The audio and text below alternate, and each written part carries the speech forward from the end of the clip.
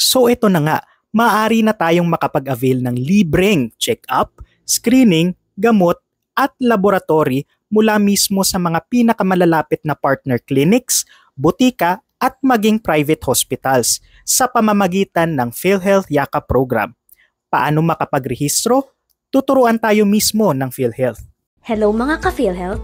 Narito na ang mas pinahusay na serbisyong medikal para malayo ka sa sakit. Alamin kung paano magparehistro sa PhilHealth Yakap gamit ang eGovPH Super App. Para magparehistro sa Yakap, pindutin ang NGA at isearch ang PhilHealth. Pindutin ang PhilHealth Member Portal. Pindutin ang Yakap tab at piliin ang Add Yakap Provider. Pumili ng primary care provider kung saan ninyo nais marehistro.